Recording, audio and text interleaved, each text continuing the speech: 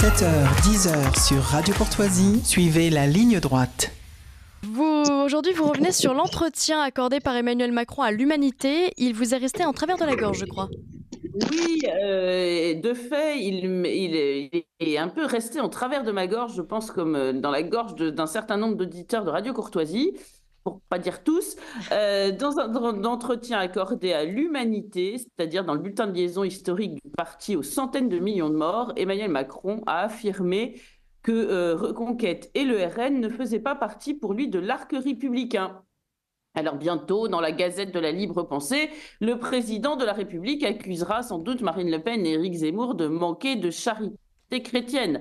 Je vous rappelle que le jour de la mort de Staline, le 5 mars 1953, l'Humanité a titré sur sa une « Deuil pour tous les peuples qui s'expriment dans le recueillement » qui expriment dans le recueillement leur immense amour pour le grand Staline. Et vous savez que Jacques Duclos, pendant la guerre, avait négocié avec les nazis la reparution de l'Humanité. Donc, vous voyez, ce qui est incroyable, c'est qu'en plus, Emmanuel Macron souscrit à une légende dorée du Parti communiste résistant sans moufter.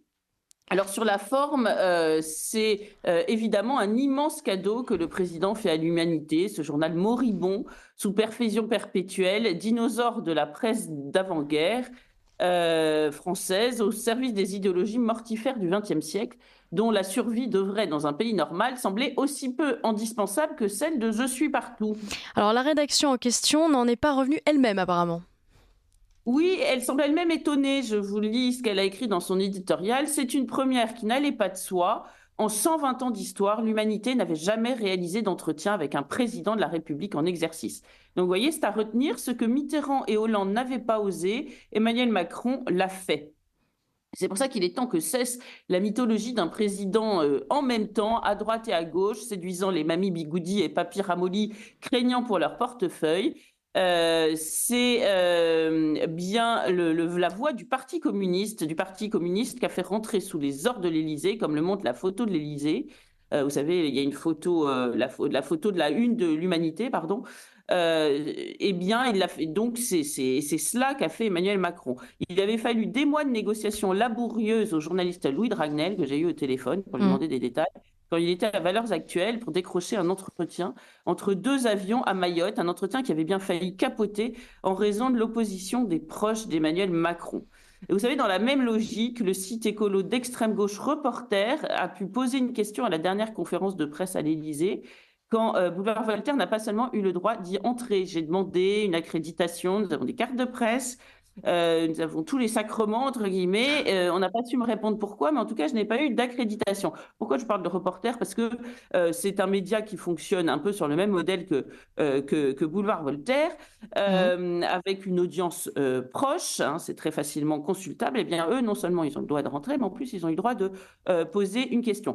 Et quant aux médias spécialisés dans le contenu vidéo brut, lui aussi d'extrême gauche, et il a eu par 2 fois les honneurs d'un entretien avec le président. Ouais. Évidemment, je répète ma phrase du début, c'est un grand cadeau que fait à l'Humanité et à tous ces médias Emmanuel Macron, parce que évidemment, ça leur permet de leur donner une audience et un formidable accélérateur d'audience. Alors sur le fond, Gabriel Cluzel, faut-il être surpris des déclarations d'Emmanuel Macron ? Non, sur le fond, on retrouve Emmanuel, que je pourrais tenter un mot valise, macaméléon. Il n'aime rien tant que mettre la panoplie adoptée à chaque circonstance. Alors, il est en treillis pour visiter les militaires, en combinaison de vol pour les pilotes. Eh bien, avec l'Humanité, oui, alors on se souvient aussi de Brut, où il parlait de violences policières, en bourgeois réac à Valeurs Actuelles, hein, il promettait 100% d'exécution des QTF. Eh bien, l'Humanité, sa cible, c'est donc l'extrême droite. L'arc républicain que nul ne sait définir a pour seule fonction de tirer des flèches sur l'extrême droite. Et tant pis s'il y a à peine quelques jours, le 9 février dernier, il estimait tout à fait normal de discuter avec le Rassemblement national à l'Assemblée nationale parce que, disait-il, je cite, on ne va pas considérer que telle ou telle formation politique aurait moins de droits parlementaires, moins de reconnaissance. Mais encore une fois, il est caméléon et il prend donc la couleur du support auquel il s'adresse. Alors Emmanuel Macron estime que le Rassemblement national sera inspiré de ne pas assister mercredi à la panthéonisation du résistant communiste étranger Missak Manouchian. Ce qui ne manque pas de sel et contradictions, puisque le reproche incessant fait par le gouvernement ORN porte sur une supposée proximité avec la Russie de Vladimir Poutine.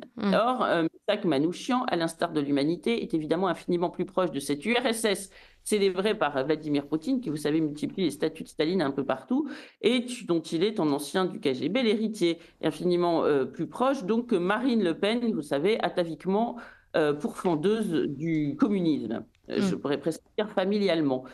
Alors dira-t-il aussi à l'autre bout du spectre à la France insoumise d'être bien inspiré de ne pas assister à la panthéonisation du résistant catholique Étienne d'Estiendorf? Non, bien sûr, parce que cette panthéonisation est de la pure science-fiction. Elle n'arrivera jamais.